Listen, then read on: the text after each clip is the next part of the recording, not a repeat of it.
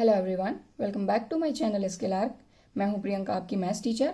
और जो आज का वीडियो है, इस वीडियो में क्लास 11th मैथ्स का जो चैप्टर 6 है, लीनियर इनइक्वालिटीज, इस चैप्टर को हम स्टार्ट करने वाले हैं। और जो पिछला चैप्टर है, चैप्टर नंबर 5, वो हमारा कंप्लीट हो गया है। तो ऊपर आपको चैप्टर 5 की प्लेलिस्ट की लिंक मिल जाएगी। इसके अलावा वीडियो के डिस्क्रिप्शन बॉक्स में भी चैप्टर वाइज प्लेलिस्ट की लिंक्स मैंने मेंशन कर दी हैं, तो वहां से भी आप जो भी चैप्टर चाहें देख सकते हैं। तो चैप्टर 6 की बात करते हैं, लीनियर इनइक्वालिटीज।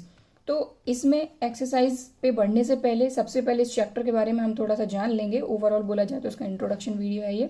तो लीनियर इनइक्वालिटीज, इस चैप्टर के नाम की अगर बात करें तो लीनियर वर्ड जो है, इस वर्ड को आप जानते हैं क्योंकि लीनियर इक्वेशन, लीनियर पॉलिनोमियल, ये चीज आपने पढ़ी है। तो लीनियर पॉलिनोमियल हो गया, इक्वेशन हो गया। अब हम पढ़ने वाले हैं लीनियर इनइक्वालिटीज। लेकिन उसके पहले एक बार हम देख लेते हैं कि लीनियर से रिलेटेड आपने क्या क्या चीजें पढ़ी हैं। तो देखिए, लीनियर इक्वेशन आपने पढ़ी है,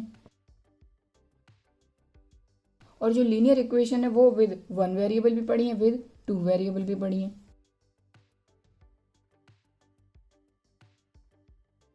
ठीक है। तो अगर आप लीनियर जो वर्ड है इसको अच्छी तरीके से समझते हैं तो शायद ये चीज़ आपको इजीली समझ में आ जाएगी। ये सिर्फ मैं इसलिए बता रही हूँ ताकि अगर आपको थोड़ा बहुत भी डाउट हो तो यहाँ पे वो चीज़ क्लियर हो जाए। ठीक है। तो लीनियर इक्वेशन का मतलब ये होता है कि भाई कोई भी इक्वेशन रहे, अगर उसका जो भी वेरिएबल रहेगा उसकी हाईएस्ट डिग्री 1 होनी चाहिए। अगर हाईएस्ट डिग्री 1 है तो वो लीनियर है, हाईएस्ट डिग्री 2 हो जाएगी तो क्वाड्रेटिक इक्वेशन हो जाएगी वो। ठीक है। तो लीनियर में यही चीज़ होती है मेन। तो वन वेरिएबल के लिए अगर हम एक एग्जाम्पल लेते हैं, लेट सपोज कि ऑब्वियसली अगर इक्वेशन ले रहे हैं तो आप चाहे एक्स वाई जेड किसी में भी ले सकते हैं। तो मैंने यहाँ पर लिया x+3। तो यहाँ पर वेरिएबल हमारा क्या है, x है, सिर्फ एक ही वेरिएबल है तो विद वन वेरिएबल। और इस x की जो डिग्री है, मतलब कि इसकी पावर में क्या है, 1 है, कुछ नहीं है मतलब 1 है। और जब हाईएस्ट डिग्री 1 होती है तो वो इक्वेशन हो जाती है लीनियर। अब हालांकि ये अभी पॉलिनोमियल है, अगर इक्वल्स टू लगा के आप इसमें 0 लगा देते हैं तो ये इक्वेशन बन जाती है। ठीक है। तो ये लीनियर इक्वेशन है विद वन वेरिएबल। इसी तरीके से और एग्जाम्पल भी आपके आ सकते हैं इसी में। मान लीजिए ये हो जाएगा y = 3।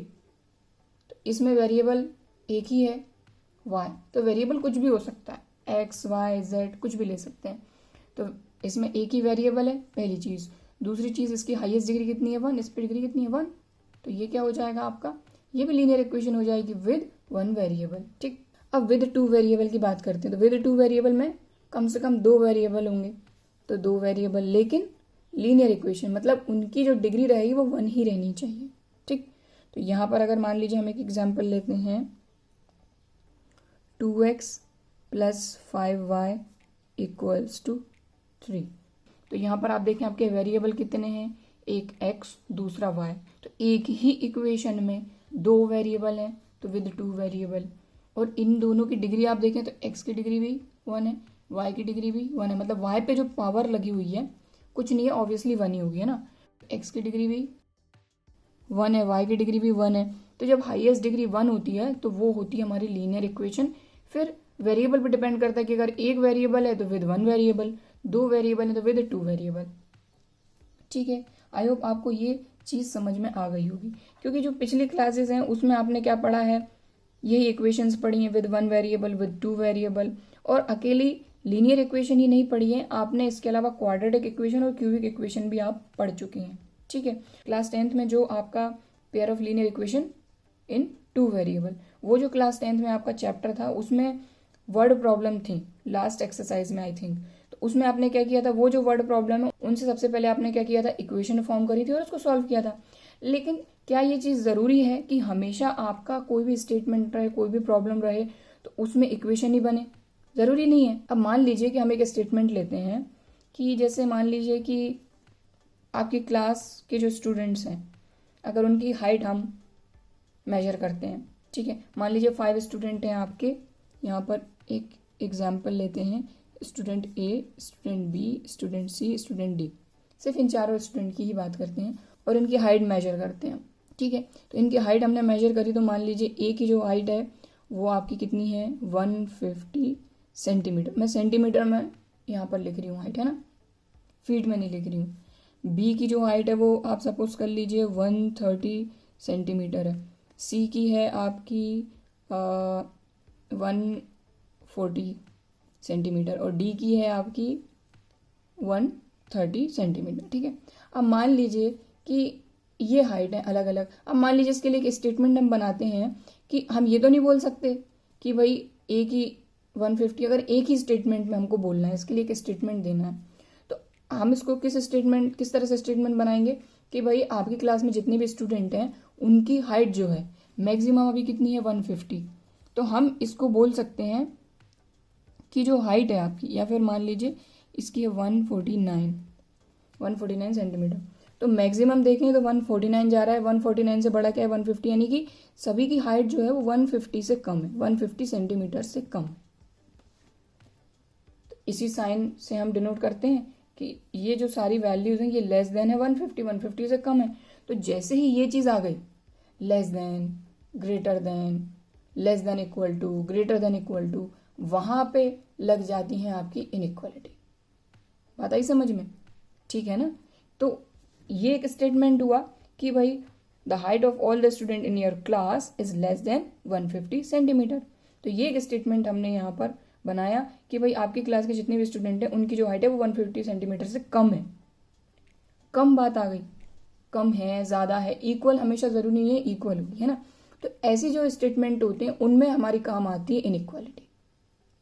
ठीक है, तो इस तरह के जो साइन होते हैं, ये हो गया, ये हो गया, ये हो गया, ये हो गया, जब इन साइन का यूज़ करके हम कोई भी स्टेटमेंट को बनाते हैं, ठीक है, या फिर उस रिलेशन को हम बताते हैं, जैसे हमने इनको लिखा कि ये सभी जो वैल्यूज हैं ये छोटी हैं 150 से, तब हमारी बनती है इनइक्वालिटी। ठीक है, इन्हीं के थ्रू जो भी इक्वेशन हम बनाते हैं वो होती है हमारी इनइक्वालिटी। ठीक है, तो जैसे ये क्या होता है लेस देन, ये क्या होता है ग्रेटर देन, ये क्या होता है लेस देन भी है एंड इक्वल भी, ये क्या है ग्रेटर देन है एंड इक्वल भी। ठीक है, बात आ गई समझ में क्लियरली थोड़ा बहुत कि भाई आपने लीनियर इक्वेशंस पढ़ी हैं, विद वन वेरिएबल पढ़ी हैं, टू वेरिएबल पढ़ी हैं पिछली क्लासेस में। ठीक है, और इसी तरह से कई सारे स्टेटमेंट थे, उन स्टेटमेंट को आपने कन्वर्ट करा इक्वेशन में, देन आपने उनको सॉल्व कर लिया। लेकिन ये ज़रूरी नहीं है कि हर स्टेटमेंट में आपकी एक इक्वेशन फॉर्म हो। तो जैसा कि मैंने आपको बताया कि आपकी क्लास के सारे जो स्टूडेंट हैं उनकी हाइट अगर 150 सेंटीमीटर से कम है तो यहाँ पर एक इक्वेशन नहीं बनेगी, यहाँ पर बनेगी इनइक्वालिटी। बात आई समझ में? और इनइक्वालिटी मतलब अगर less than, greater than, less than equal to, greater than equal to, इन साइन का यूज होता है तो वो बन जाती है आपकी इनइक्वालिटी। ठीक है, तो ये जो चैप्टर है इसमें हम इनइक्वालिटी के बारे में पढ़ेंगे, लेकिन इन 1 एंड 2 वेरिएबल, मतलब कि 1 वेरिएबल वाले भी पढ़ेंगे, 2 वेरिएबल वाले भी पढ़ेंगे। ठीक है, तो लीनियर इक्वेशन आपने पढ़ी है, अब हम पढ़ेंगे लीनियर इनइक्वालिटी विद 1 वेरिएबल भी और विद 2 वेरिएबल भी। ठीक है, तो मतलब ओवरऑल कहा जाए तो ये जो इक्वल लगा है ना, इसकी जगह less than, greater than, less than equal to, greater than equal to आ जाएगा, बस ये चेंज होगा तो वो इनइक्वालिटी हो जाएगी। इक्वल लगा है तो इक्वेशन हो गई। ठीक, क्लियर। अब एक एग्जाम्पल लेते हैं हम, मतलब एक स्टेटमेंट लेंगे, उस स्टेटमेंट से किस तरह से इनइक्वालिटी बनेगी ये हम यहाँ पर देखेंगे। ठीक है, तो अगर आपको इसको नोट डाउन करना है तो आप कर सकते हैं, हालांकि ये तो चीज़ सिंपल सी है, less than, greater than, less than equal to, greater than equal to, simple. ठीक है, अब मान लीजिए हम एक एग्जाम्पल लेते हैं कि रवि है, उसके पास टोटल कितने रुपए हैं 200 रुपीज़ है। ठीक है, और वो मार्केट जाता है क्या खरीदने, राइस खरीदने।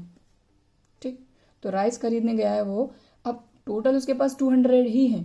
ठीक है, और इनको भी उसको पूरा का पूरा खर्च नहीं करना है, पूरा का पूरा खर्च नहीं करना है। ठीक है, क्लियर।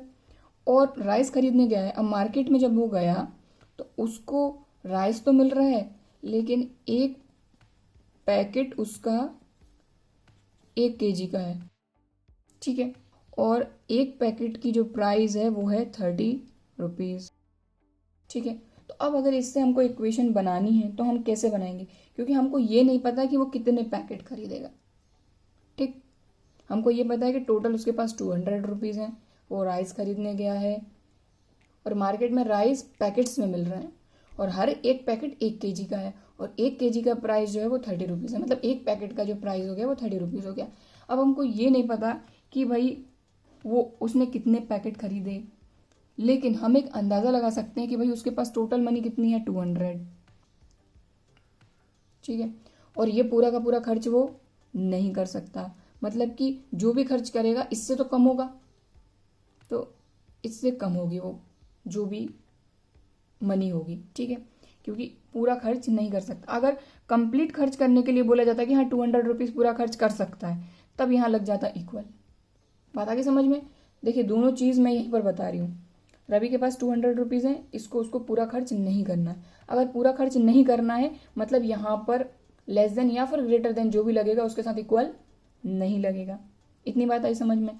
और सिंपल सी चीज़ है कि उसके पास टोटल इतने रुपए हैं, इससे ज़्यादा तो खर्च कर ही नहीं सकता वो, ऑब्वियसली इससे कम ही करेगा क्योंकि है ही उसके पास इतने रुपए, एक्स्ट्रा कहाँ से लाएगा, ठीक। अब हमको ये नहीं पता कि भाई कितने पैकेट वो खरीदेगा, तो हमको ये चीज़ पता है कि एक पैकेट 30 रुपीज़ का है, 30 रुपीज़, और जो पैकेट्स हैं उसको हम सपोज कर लेते हैं x। तो एक पैकेट अगर खरीदता है तो 1 इंटू 30, 30 1 30, यानी कि एक पैकेट 30 रुपये का होगा। 2 पैकेट खरीदेगा तो 60 का, तो इसीलिए 30 into x, number of packet कितना हमने सपोज कर लिया x, तो जो भी इससे मनी निकलेगी वो ऑब्वियसली हमारा 200 से कम ही होगी। तो इस तरह से ये बन गई एक इनइक्वालिटी। अब कंडीशन यहाँ पर ये थी कि वो पूरा पैसा खर्च नहीं कर सकता, इसीलिए यहाँ पर लेस देन अकेला लगा। अगर मान लीजिए यही कंडीशन चेंज हो जाती कि हाँ वो पूरा पैसा खर्च कर सकता है, तो यहाँ हम लगा देते इक्वल, ठीक है। बात आगे समझ में क्लियरली? तो इस तरह से हम इनइक्वालिटी बना सकते हैं, ठीक है। तो चलिए अब थोड़ा बहुत हमने इसके बारे में समझ लिया है, अब हम इसकी डेफिनेशन देखते हैं। तो डेफिनेशन से ही हम और आगे इसको समझेंगे, ठीक है।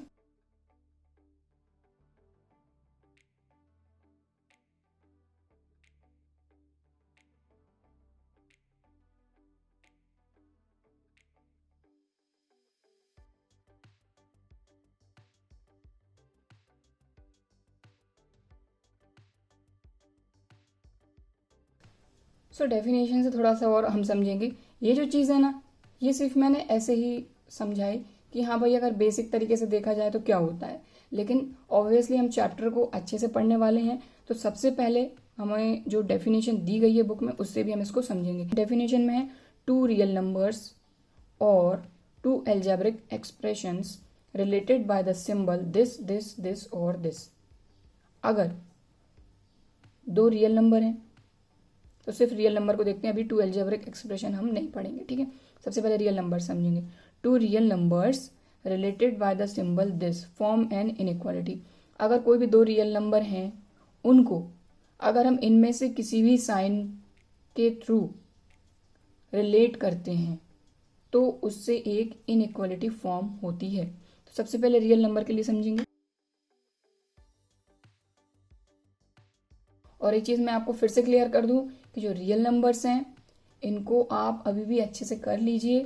10th क्लास में भी मैंने आपको अच्छे से बताया है रियल नंबर्स बिल्कुल क्लियरली कि रियल नंबर को 2 पार्ट में हम डिवाइड कर सकते हैं, रैशनल, इररेशनल। देन रैशनल के अंदर ही हमारे whole number, natural number, integers, fractions, ये सारे के सारे नंबर जो आते हैं वो उसके अंदर आते हैं। डेसिमल नंबर भी मैंने बहुत अच्छे से आपको क्लियर करा है, 10th क्लास में आपने पढ़ा है चैप्टर ये पूरा का पूरा रियल नंबर पे, ठीक है। तो रियल नंबर को समझना अच्छी तरीके से ज़रूरी है। तो अब रियल नंबर की बात हो रही है, तो 2 रियल नंबर्स का बोला है कि अगर 2 रियल नंबर को हम रिलेट कर देते हैं इस किसी भी सिंबल से, तो कोई भी रियल नंबर आप ले सकते हैं। रियल नंबर क्या होते हैं, जो भी हमारी नंबर लाइन पे जो भी नंबर्स होते हैं वो रियल नंबर्स होते हैं हमारे। जैसे कि फिर से मैं आपको समझा दूँ, ये हमारी नंबर लाइन है, बीच में हमारा 0 होता है, इस तरफ 1 2 3 एंड सो ऑन। इस तरफ हमारा होता है -1 -2 -3 एंड सो ऑन। एरो इसलिए क्योंकि इस तरफ भी और सारे नंबर हैं, इस तरफ भी और सारे नंबर हैं। लेकिन रियल नंबर हमारे ये तो होते ही हैं, लेकिन इनके बीच में भी जो ये सारे के सारे छोटे छोटे डेसिमल नंबर्स होते हैं, ये सभी के सभी हमारे रियल नंबर्स होते हैं। तो ये चीज़ तो आपको क्लियर है ही, ठीक है, क्लियर। तो इनके बीच में भी जो सारे के सारे नंबर आएंगे वो आपके क्या होंगे, रियल नंबर्स। तो इनमें से आप कोई भी नंबर ले सकते हैं, सारे के सारे हमारे नंबर होते हैं रियल नंबर। अगर उनके साथ आया आ जाएगा तो वो कॉम्प्लेक्स नंबर हो जाएंगे, कॉम्प्लेक्स नंबर की तो यहाँ बात ही नहीं हो रही, ठीक है। तो इनमें से आप कोई भी नंबर ले लीजिए, बीच का कोई भी नंबर ले लीजिए, तो हम पूरा का पूरा कंप्लीट नंबर ही लेंगे, तो मान लीजिए कि यहाँ से हमने एक नंबर ले लिया है 2 और एक 3, तो क्या इनको हम इनमें से किसी साइन के थ्रू अगर रिलेट करना तो कैसे करेंगे? तो हमको ये दिख रहा है भाई कि लेस देन मतलब छोटा, ग्रेटर देन मतलब बड़ा, लेस देन इक्वल टू मतलब कि छोटा और equal, greater than equal to मतलब बड़ा और इक्वल। तो सिंपल चीज़ है कि भाई यहाँ 2 जो है वो छोटा है 3 से, तो लेस देन। तो यहाँ पर हमने दो रियल नंबर को इस साइन से रिलेट कर दिया, तो ये क्या बन गई? इनइक्वालिटी। सिंपल बात आई समझ में? Two real numbers related by the symbol, इनमें से कोई भी सिंबल आप यूज कर लो, किसी भी सिंबल से रिलेट कर दो तो एक इनइक्वालिटी फॉर्म हो जाएगी। तो ये एक इनइक्वालिटी फॉर्म हो गई। क्लियर? और एग्जाम्पल ले लेते हैं हम। तो यहाँ पर हम एक और एग्जाम्पल ले लेते हैं। मान लीजिए हम ले लेते हैं 7 और यहाँ हम ले लेते हैं 5। इन दोनों में क्या रिलेशन है? कौन किससे बड़ा है, छोटा है, क्या है? तो ऑब्वियसली 7 बड़ा है, तो 7 इज ग्रेटर देन 5। तो ये इनइक्वालिटी फॉर्म हो गई। मतलब कोई भी अगर रियल नंबर है और उनको अगर हम इनमें से किसी भी साइन के थ्रू रिलेट करते हैं तो वो एक इनइक्वालिटी फॉर्म हो जाती है। ठीक, तो रियल नंबर्स का समझ में आ गया। अब बोला गया है और टू एल्जेब्रिक एक्सप्रेशन, तो या तो रियल नंबर को भी हम इन साइन के थ्रू रिलेट कर सकते हैं और एल्जेब्रिक एक्सप्रेशन को भी। तो एल्जेब्रिक एक्सप्रेशन मतलब कि ऑब्वियसली उसमें इस तरह का कुछ आएगा, एक्स वाई आएगा, एक्स आएगा, इस तरह का कुछ भी आ सकता है। तो अगर मान लीजिए हमने इस तरह से लिया कि सिर्फ एक्स अकेला ले लेते हैं, तो मान लीजिए हमने लिया y इज लेस देन 5। अभी हमको ये नहीं पता कि y की वैल्यू क्या है, लेकिन अगर मान लीजिए कि कोई भी एल्जेब्रिक एक्सप्रेशन है, कोई भी वेरिएबल है y, ठीक है, वो हमने लिया और लेस देन 5, मतलब ये हमको पता है कि 5 से छोटी वैल्यू होगी इसकी, बस हमको ये पता। इसकी वैल्यू क्या हो सकती है? 4 भी हो सकती है, 3 हो सकती है, 2 हो सकती है, 1 हो सकती है, 0, -1, -2, -3, इस तरह से कोई भी वैल्यू हो सकती है। ठीक है, हमको ये नहीं पता, लेकिन हमको क्योंकि इस इनइक्वालिटी के थ्रू पता चल रहा है कि भाई 5 से तो छोटी वैल्यू है इसकी। ठीक, तो एल्जेब्रिक एक्सप्रेशन के थ्रू, यानी जो एल्जेब्रिक एक्सप्रेशन है एक्स वाई जेड कुछ भी, अगर उनमें भी हम इस तरह से इन चारों में से कोई भी साइन एक लगा देते हैं और रिलेट कर देते हैं तो वो भी एक इनइक्वालिटी फॉर्म करता है। ठीक है, इस तरह से और भी हो सकते हैं। जैसे अब हम यहाँ पे ले रहे हैं x is greater than and equal to 2। इसका क्या मतलब हुआ कि जो x की और 2 के बीच में जो भी रिलेशन है उससे हमको x की वैल्यू मिल जाएगी।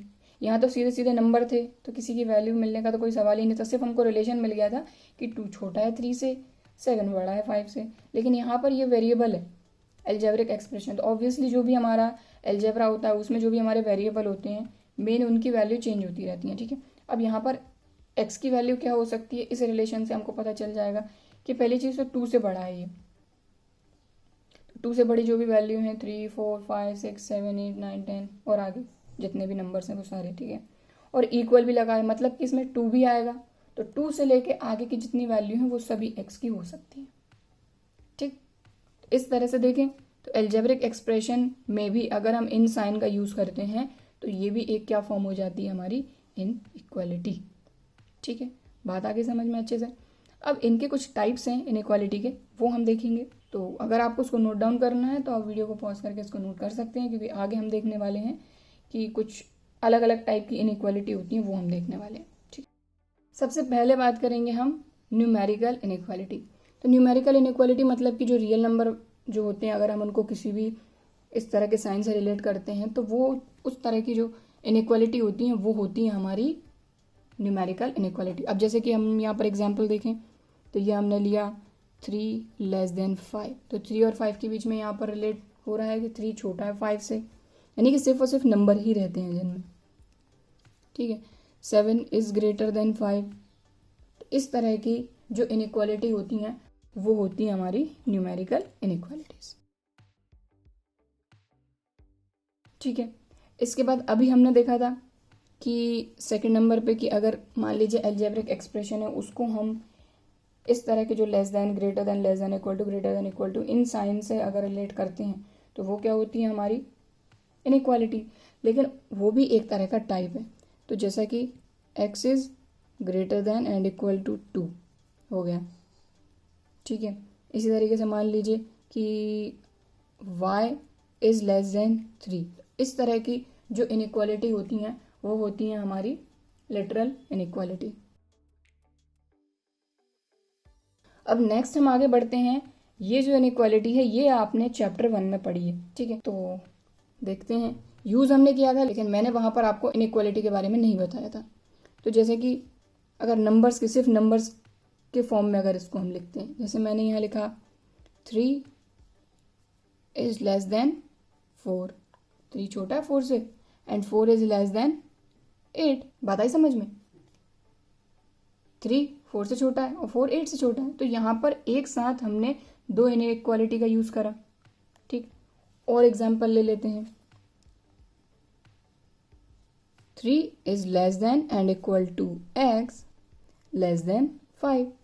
तो यहाँ पर देखिए अलजेब्रा यानी कि x का भी हमने यूज़ कर लिया। तो यहाँ पर 3 जो है वो less than and equal to x less than 5, यानी 3 की जो वैल्यू है वो x से छोटी और उसके इक्वल है, और x की जो वैल्यू है वो 5 से तो छोटी ही है, ठीक है। तो इस तरह की जो इनइक्वालिटी होती हैं ये होती है हमारी डबल इनइक्वालिटी, ठीक है। क्योंकि यहाँ पर देखें दो इनइक्वालिटी का यूज़ कर रहे हैं, यहाँ पर भी दो इनइक्वालिटी का यूज़ करा हमने, तो ये क्या हो जाएंगे हमारी डबल इनइक्वालिटी, ठीक। अब देखें ज़रा, जैसे अभी ये चैप्टर जो है हमारा ये क्या है, लीनियर इनइक्वालिटी। तो जैसे मैंने लिखा ax प्लस b, तो ये अभी क्या है, लीनियर पॉलिनोमियल है विद वन वेरिएबल, क्योंकि यहाँ पर सिर्फ x है, ठीक है। लेकिन अगर इसमें मैं कोई भी एक इनइक्वालिटी का साइन लगा दूँ, लेस देन 0, ठीक, या फिर मान लीजिए इसकी जगह एक और मैं लेती हूँ ax plus B greater then 0, ठीक। तो ये वन वेरिएबल की है लेकिन इसमें लेस देन लगा है या फिर ग्रेटर देन लगा है, इक्वल कहीं पर भी नहीं है। तो जब सिर्फ और सिर्फ इन दोनों साइन का यूज होता है, लेस देन और ग्रेटर देन, तो इस तरह की जो इनइक्वालिटी होती हैं वो होती है हमारी स्ट्रिक्ट इनइक्वालिटी, ठीक। मतलब कि बात सीधी है कि भाई ये छोटा है 0 से या फिर ये बड़ा है 0 से, इक्वल की कोई कहीं बात ही नहीं। जैसे यहाँ पर भी देखें तो ये डबल इनइक्वालिटी है लेकिन इसमें लेस देन है, यहाँ पर भी लेस देन है, कोई इक्वल वाली बात है ही नहीं। तो ये भी क्या हो जाएगी हमारी एक तरह से स्ट्रिक्ट इनइक्वालिटी, ठीक। इसके और एग्जाम्पल लेते हैं, जैसे कि अभी यहाँ पर हमने वन वेरिएबल का लिया है। अगर मान लीजिए हम इस तरह से ले लेते हैं कि ax plus B y is less than c, या फिर ax plus B y is greater than c। अब यहाँ पर देखें आपकी लीनियर इनइक्वालिटी है, क्योंकि यहाँ पर x है, यहाँ पर y है, दोनों की डिग्री 1 है, और यहाँ पर कितने वेरिएबल हैं, 2 वेरिएबल। तो ये 1 वेरिएबल वाली स्ट्रिक्ट इनइक्वालिटी है, ये 2 वेरिएबल वाली स्ट्रिक्ट इनइक्वालिटी है। बात आगे समझ में, ठीक है।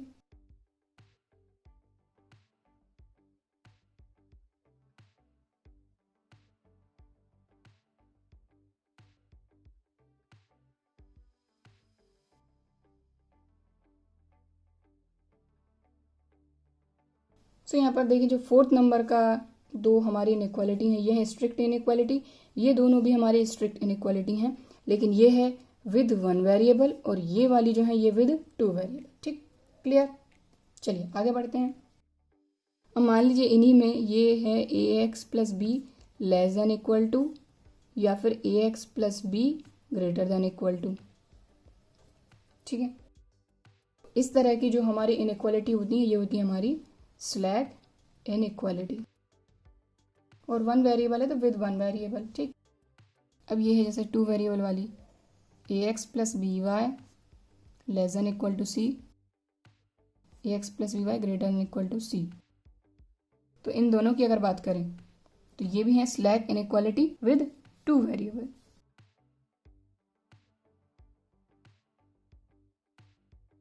ठीक है, सिंपल। सो देखिए एक बार मैं इसको इस तरह से बता दूंगी कि आपको एक बार में समझ में आ जाएगा। देखिए सिर्फ नंबर है और इनइक्वालिटी लगी है तो न्यूमेरिकल इनइक्वालिटी, ठीक। और अगर अलजेब्रा है तो वो हो जाएगी हमारी लिटरल इनइक्वालिटी, ठीक है।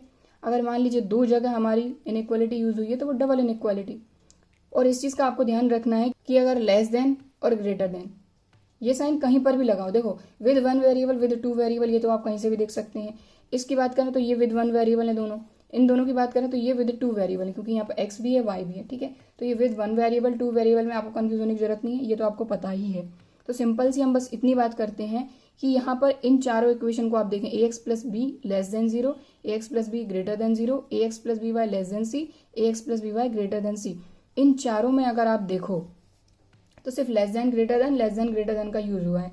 तो इस तरह की जो इनइक्वालिटी होती है ये होती है स्ट्रिक्ट इनइक्वालिटी, क्योंकि यहाँ पर इक्वल का कोई चांस नहीं है। लेस देन है तो लेस देन है, ग्रेटर देन है तो ग्रेटर देन है। और अगर मान लीजिए less than equal to greater than equal to less than equal to greater than equal to लगता है तो ये होती है हमारी सिलेक्ट इनइक्वालिटी। ठीक है, तो बस इस चीज का ध्यान रखना है कि अगर नंबर्स हैं तो numerical, x is greater then 2, y is less then 3, इस तरह की हैं तो लिटरल। अगर 2 बार यूज किया हुआ है इनइक्वालिटी का तो डबल। और अगर सिर्फ और सिर्फ 2 साइन का यूज हुआ है या फिर सिर्फ लेस देन या फिर ग्रेटर देन तो स्ट्रिक्ट है वो। और अगर less than equal to greater than equal to sign है तो वो है स्लैक इनइक्वालिटी। क्लियर, बात आगे समझ में। चलिए अब थोड़ा सा और आगे बढ़ते हैं। अब हम उन चीज़ों पर चलते हैं जिनसे हमारे क्वेश्चंस और अच्छे से सॉल्व होंगे। तो जैसा अभी हमने एक एग्जाम्पल लिया था ये वाला, ठीक है, तो इस इनइक्वालिटी को लेकर हम थोड़ा सा इसको सॉल्व करेंगे। तो मैं इसको ले रही हूँ 30x लेस देन 200। ठीक, सो यहाँ पर मैंने लिया 30x इज लेस देन 200। ठीक है, तो अब मान लीजिए कि जैसे वहां पर तो हमने सिर्फ इनइक्वालिटी बना दी थी, मान लीजिए कि हमको बोला जाता है कि इस इनइक्वालिटी के सॉल्यूशन क्या हो सकते हैं। तो भाई सिंपल सी चीज़ है कि 200 से तो छोटा ही होना चाहिए ये। तो x की प्लेस पर हम बारी बारी से नंबर्स रख सकते हैं। तो नंबर ऑफ पैकेट होता है हमारा x, ये हमने सपोज किया था। तो x क्या हमने सपोज किया था, नंबर ऑफ पैकेट्स, ये सपोज किया था एग्जाम्पल में। ठीक है, तो x हमारा नंबर ऑफ पैकेट, और ऑब्वियसली किसी भी पैकेट के नंबर नेगेटिव तो जा नहीं सकते।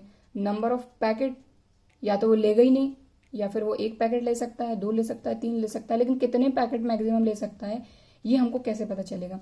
तो मान लीजिए कि अगर हम x इक्वल टू लेते हैं 1, अगर 1 पैकेट लेता है वो, तब क्या ये जो इनइक्वालिटी ये सेटिस्फाई हो रही है क्या। तो हमने यहाँ पुटअप करा 30 इंटू 1 इज लेस देन 200। तो क्या ये ट्रू है, 30 1 ज़ा 30, 30 छोटा है क्या 200 से, बिल्कुल छोटा है। तो ये कंडीशन हो गई ट्रू। ठीक है, विच इज ट्रू। अब मान लीजिए हम 2 पुटअप करते हैं, ये पहला हो गया ना, 30 इंटू 2 पुटअप करते हैं लेस देन 200। तो 32 ज़ार कितना हो जाएगा, 60 इज लेस देन 200। तो क्या 60 छोटा है 200 से, बिल्कुल छोटा है। अब हम 3 ले लेते हैं, 3 3 ज़ार 9, यानी 90 इज लेस देन 200। तो क्या 90 छोटा है 200 से, बिल्कुल छोटा है। मतलब ये जो इनइक्वालिटी है, ये जो वैल्यूज हम पुटअप कर रहे हैं, इनको ये सेटिस्फाई कर रही है। ठीक है, यानी मैक्सिमम कितने पैकेट्स वो ले सकता होगा। तो 1 भी ले सकता है, 2 भी ले सकता है, 3 भी ले सकता है। तो अब हमने x कितना लिया 4, यानी कि नंबर ऑफ पैकेट कितने 4, 4 3 ज़ार 12, 120 इंटू 200, 120 छोटा है 200 से, बिल्कुल छोटा है। तो ये भी ट्रू हो गया। और आगे चलते हैं, तो ये हो गया 150, 150 छोटा है क्या, बिल्कुल छोटा है, ट्रू हो गया ये भी। 30 इंटू 6 पैकेट लिए तो 180, 180 छोटा है क्या, बिल्कुल छोटा है, तो ये भी ट्रू हो गया। आगे बढ़ते हैं, 7 पैकेट अगर लेता है तो 7 3 ज़ार 21, 210 लेस देन 200। तो क्या 210 छोटा है क्या, बिल्कुल नहीं है, फॉल्स। इसका क्या मतलब हुआ कि मिनिमम कितने पैकेट्स वो ले सकता है राइस के, 6। 1 ले सकता है, 2 ले सकता है, 3 भी ले सकता है, 4 भी ले सकता है, 5 भी ले सकता है, 6 भी ले सकता है, 7 नहीं ले सकता क्योंकि वो अमाउंट बड़ा हो जाएगा। बात आई समझ में। तो अब इस तरह से हमको ये चीज़ पता चल गई कि जो ट्रू स्टेटमेंट है वो किसके लिए है हमारे, वो किन किन वैल्यू के लिए हैं, 1 के लिए हैं, 2 के लिए हैं, 3 के लिए हैं, 4 के लिए हैं, 5 के लिए हैं, 6 के लिए। यानी कि x की प्लेस पर हमने कौन कौन सी वैल्यू रखी, 1 2 3 4 5 6, इन सभी वैल्यू के लिए ये जो हमारा स्टेटमेंट था, इनइक्वालिटी थी, ये ट्रू हुई। लेकिन जैसे ही 6 से आगे बढ़े तो हमारा जो स्टेटमेंट था वो फॉल्स हो गया। ठीक है, तो यहाँ पर एक चीज़ आपको समझने की ज़रूरत है कि ये जो सिचुएशन है इसमें हमने x की वैल्यूज़ फाइंड करी। ठीक है, क्लियर। और ये जो वैल्यूज़ हैं, इन वैल्यूज़ के लिए हमारा ये स्टेटमेंट ट्रू रहा। ठीक, तो ये जो वैल्यूज़ हैं x की, जिसके कारण हमारी जो इनइक्वालिटी है उससे ट्रू स्टेटमेंट हमको मिला, इन जो सॉल्यूशंस हैं इनको हम कहते हैं सॉल्यूशन ऑफ इनइक्वालिटी। इससे जो सेट बनता है, वो जो सेट होता है वो कहलाता है सॉल्यूशन सेट। मुझे ये चीज समझानी थी, इसलिए मैंने पूरा एग्जाम्पल आपको लेके यहाँ पर समझाया कि यहाँ पर हमने क्या किया, ये जो इनइक्वालिटी है इससे हमने एक्स की वैल्यू फाइंड करी, और जिन एक्स की वैल्यू के लिए हमारा जो स्टेटमेंट था वो ट्रू रहा, यहाँ फॉल्स हो गया, यहाँ तक ट्रू रहा, तो जिन वैल्यू के लिए हमारा स्टेटमेंट ट्रू रहा उनको हम कहते हैं सॉल्यूशन ऑफ इनइक्वालिटी। और इनसे जो सेट बनता है, ये जो वैल्यूज हैं इनसे जो सेट बनेगा वो हमारा हो जाएगा सॉल्यूशन सेट। तो ये क्या है, सॉल्यूशन ऑफ इनइक्वालिटी 1 2 3 4 5 6, और इससे जो सेट बनेगा ये हो जाएगा हमारा सॉल्यूशन सेट, और इसको हम एक सेट के फॉर्म में लिख देंगे। करली ब्रैकेट में लिख दोगे तो वो क्या हो जाएगा, एक सेट। बात आ गई समझ में क्लियरली अच्छे से, ठीक है। तो ये एग्जाम्पल से आई होप आपको थोड़ा बहुत कुछ समझ में आया होगा, क्योंकि आगे जब हम क्वेश्चन करेंगे तो अगर मान लीजिए मैंने सॉल्यूशन सेट लिख दिया तो आप वहां कंफ्यूज हो जाएंगे कि अरे इसको सेट में कैसे लिख दिया। एक्चुअल में ये जो सॉल्यूशन निकले हैं ये है सॉल्यूशन ऑफ इनइक्वालिटी, यानी जो हमारी इनइक्वालिटी है उसके सॉल्यूशन है, और अगर हम इनको एक सेट में लिख देते हैं तो ये हो जाता है सॉल्यूशन सेट, सिंपल, ठीक है। चलिए अब कुछ रूल्स हैं उनको हमको देखना है, क्योंकि वो रूल भी बहुत ज्यादा जरूरी है इनइक्वालिटी को सॉल्व करने के लिए। तो अब हम देखेंगे रूल्स। तो देखिए, अगर इससे पहले हम बात करें इक्वेशंस की, तो आपको याद होगा कि अगर हम इक्वेशन की बात करें तो इक्वेशन के एक तरफ अगर हम कुछ ऐड कर देते तो दूसरी तरफ भी ऐड करते थे, सब्ट्रैक्ट करते थे तो दूसरी तरफ भी करते थे। यानी ओवरऑल बोला जाए कि अगर कोई एक नंबर है, मान लीजिए 2, इक्वल नंबर करते थे लेकिन, है ना। तो अगर मान लीजिए 2 को हमको ऐड या सब्ट्रैक्ट करना है, तो मैं सिर्फ ऐड की बात कर रही हूँ, सब्ट्रैक्ट आप अपने आप समझ जाइएगा कि अगर मान लीजिए कोई एक नंबर है 2, अगर मुझे उसको ऐड करना है किसी एक साइड में, लेकिन मैं एक साइड में नहीं करूंगी, मैं दोनों साइड में करूंगी, ठीक है। तो ये चीज तो आपने देखी है कि जब भी हम किसी इक्वेशन को सॉल्व करते थे और अगर हमको किसी भी नंबर को ऐड या सब्ट्रैक्ट करने की जरूरत पड़ती थी तो हम जो भी काम करते थे वो इक्वेशन के बोथ साइड करते थे। इक्वेशन के एक तरफ अगर 2 ऐड किया है तो दूसरी तरफ भी 2 ऐड करेंगे, ठीक है। इसी तरीके से सेम जो चीज होती थी वो ये होती थी कि अगर एक तरफ मल्टीप्लाई कर रहे हैं तो दूसरी तरफ भी मल्टीप्लाई करेंगे, ठीक है। बाकी इसमें कुछ ऐसा दिक्कत नहीं रहती थी। लेकिन इनइक्वालिटी की बात करें, या फिर मैं इक्वेशन से आपको एक एग्जांपल से समझा ही देती हूँ कि इक्वेशंस में आप क्या करते थे। इक्वेशन में मान लीजिए ये लिखा है 2x -5 = 3, तो हालांकि इसमें कुछ ऐसी ज़रूरत नहीं है करने की, लेकिन मान लीजिए अगर मुझे यहाँ पर +5 करना है तो मैं सिर्फ यहाँ अकेले नहीं करूँगी, मैं करूँगी दोनों तरफ 5 को ऐड करूँगी। तो मैंने किया 2x -5 एज इट है, यहाँ भी +5 करूँगी और यहाँ पर भी +5 करूँगी। बात आगे समझ में। अगर मुझे माइनस करना होता मान लीजिए इसी इक्वेशन में, तो मैं क्या करती, तो 2x -5 है, इसमें यहाँ पर भी -5 कर दिया और यहाँ पर भी -5 कर दिया, ठीक है। मतलब +5 भी दोनों तरफ होगा, -5 भी दोनों तरफ होगा, ठीक। और इस इक्वेशन से हम और समझ लेते हैं कि मान लीजिए अगर मुझे मल्टीप्लाई करना है इसमें, तो अगर LHS किस तरफ 2 से मल्टीप्लाई करूँगी तो यहाँ पर भी, तो मान लीजिए ये हुआ 2x -5, तो यहाँ पर भी 2 × 3, यानी कि 2 का मल्टीप्लाई यहाँ किया तो इक्वेशन किस तरफ भी, ठीक। और अगर मान लीजिए मल्टीप्लाई तो कर ही लिया, अब डिवाइड करना है, तो 2x -5 = 3 है, तो इसमें भी डिवाइड करूँगी, इसमें भी डिवाइड करूँगी, ठीक। और इसमें ऐसा रहता था कि अगर माइनस साइन के साथ कर रहे हैं, प्लस के साइन के साथ कर रहे हैं, कोई दिक्कत नहीं। मान लीजिए -2 से डिवाइड करना है तो ये चीज़ें एज इट इज रहेंगी, कुछ चेंज नहीं आता था। लेकिन इनइक्वालिटी में हालांकि ऐसा ही रहता है, लेकिन थोड़ा सा चेंज आता है, वो हम यहाँ पर देखने वाले हैं। तो ये मैंने आपको इसलिए बता दिया ताकि आपको थोड़ा बहुत ध्यान आ जाए कि हाँ भाई किस तरह से आप इक्वेशंस को करते थे। अब इनइक्वालिटी की बात करेंगे।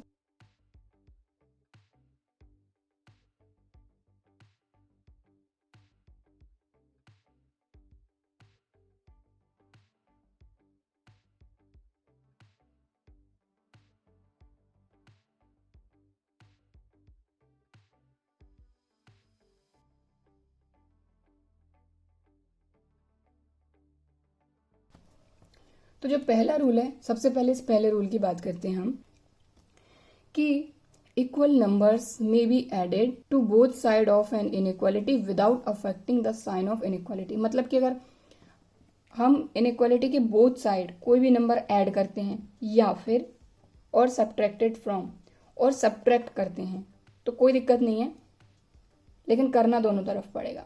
ऐड कर रहे हैं तो बोथ साइड ऐड करो, सब्ट्रैक्ट कर रहे हो तो बोथ साइड सब्ट्रैक्ट करो, ठीक है, without affecting the sign of inequality, और साइन इनइक्वालिटी का जैसा रहेगा वैसे ही रहेगा, ठीक है। तो मान लीजिए कि एग्जाम्पल लेते हैं, x-3 इज लेस देन 4, ये इनइक्वालिटी, इसको सॉल्व करना है तो ऑब्वियसली x की वैल्यू हम ऑब्वियसली फाइंड करेंगे। सो यहाँ पर देखिए ये -3 है, तो इनइक्वालिटी को हम हमेशा इसी तरीके से सॉल्व करेंगे, ऐड सब्ट्रैक्ट करके, डिवाइड मल्टीप्लाई करके, ठीक है। क्योंकि अगर इक्वल होता तो हम इक्वल्स टू के उस तरफ ले जाते हैं, सॉल्व कर लेते हैं, लेकिन यहाँ पर क्योंकि इक्वल नहीं है तो ऑब्वियसली हमको या तो ऐड करना पड़ेगा या सब्ट्रैक्ट करना पड़ेगा, उसी तरीके से हम इसको सॉल्व करेंगे इनइक्वालिटी को, ठीक है। तो जैसे इस इनइक्वालिटी को अगर सॉल्व करना है तो यहाँ -3 है, ऑब्वियसली इस -3 को हमको हटाना है। तो -3 को हम कैसे हटा सकते हैं, ऑब्वियसली +3 कर देंगे तो +3 से -3 कैंसिल हो जाएगा। लेकिन सिर्फ यहाँ नहीं कर सकते, हमको बोथ साइड करना होगा। तो ये x-3 पहले से ही है, यहाँ पर +3 लगाएंगे और इस तरफ भी +3 लगा देंगे। तो यहाँ +3 लगाया, यहाँ +3 लगाया, और इनइक्वालिटी का जो साइन था उसमें कोई भी इफेक्ट नहीं आया, ये 3 से ये 3 गया, x इज लेस देन 7, और ये सॉल्व हो गई, ठीक है। बात आई समझ में। इसी तरीके से अगर सब्ट्रैक्ट करना रहेगा तब भी हम किसी भी नंबर को बोथ साइड सब्ट्रैक्ट करेंगे, और जो हमारी इनइक्वालिटी है वो एज इट इज रहेगी। तो पहला रूल हमारा यही कहता है, अगर इनइक्वालिटी को सॉल्व करना है तो, ठीक है।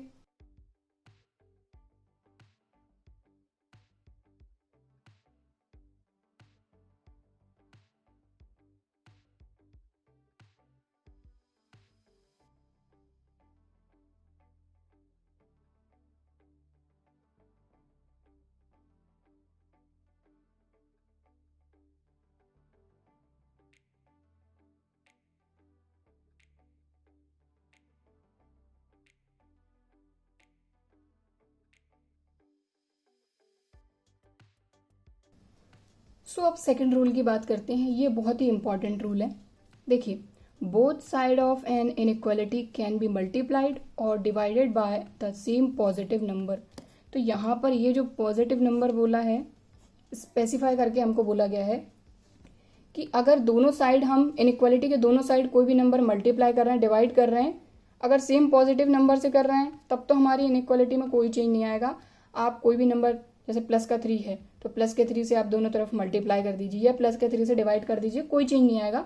मल्टीप्लाई आप इजीली जैसे प्लस या माइनस कर रहे हैं वैसे कर सकते हैं। लेकिन but when both sides are multiplied और divided by a negative number, अगर मान लीजिए -3 उससे आप डिवाइड कर रहे हैं या फिर -3 से मल्टीप्लाई कर रहे हैं, then the sign of inequality is reversed.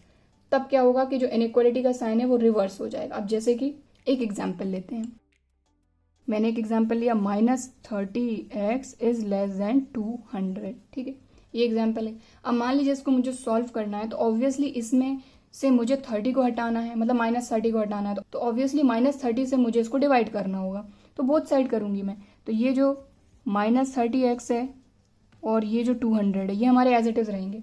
जैसे ही मैं दोनों में डिवाइड करूंगी नेगेटिव साइन के साथ किसी नंबर का, ये जो साइन है ये रिवर्स हो जाएगा, ये जो साइन है ये रिवर्स हो गया, क्योंकि यहां पर क्या साइन लिया मैंने अपनी तरफ से, माइनस। बस इसका मतलब ये है, और ये इसलिए ताकि जब क्वेश्चन आप करें तब आपको क्लियरली ये चीज समझ में आ सके, ठीक है। तो बस मैं यही कहूंगी कि ये जो रूल्स हैं इनको आप ध्यान से समझ लीजिए, इनको समझ लेंगे तो क्वेश्चन करने में आपको दिक्कत नहीं होगी, ठीक है। तो आई होप आपको ये चीज समझ में आई होगी। अब -30 से -30 cancel, x is less then, और ये आ जाएगा -20/3, यानी जो भी वैल्यू है वो आ जाएगी, ठीक है। तो बात आई समझ में, दोनों रूल आए समझ में, ठीक है। और जब आपको मैं एक्सरसाइज कराऊंगी तब आपको और अच्छे से समझाऊंगी सारे क्वेश्चन, तो आपको अच्छी तरीके से समझ में आ ही जाएगा, ठीक है। सो आज के वीडियो में बस इतना ही। आई होप आपको जो इंट्रोडक्शन वीडियो है इस चैप्टर का ये अच्छी तरीके से समझ में आया होगा, क्योंकि इसी के बेस पर हम करेंगे आगे के क्वेश्चन एक्सरसाइज के, ठीक है। तो आई होप आपको आज का जो वीडियो है ये अच्छी तरीके से समझ में आया होगा, वीडियो भी पसंद आया होगा। और अगर वीडियो पसंद आया है तो वीडियो को लाइक ज़रूर करिए, ज़्यादा से ज़्यादा शेयर करिए। इसके अलावा अगर अभी तक चैनल सब्सक्राइब नहीं किया है तो चैनल को सब्सक्राइब ज़रूर करिए। चलिए फिर मिलते हैं अगले वीडियो में, तब तक के लिए बाय एंड थैंक यू।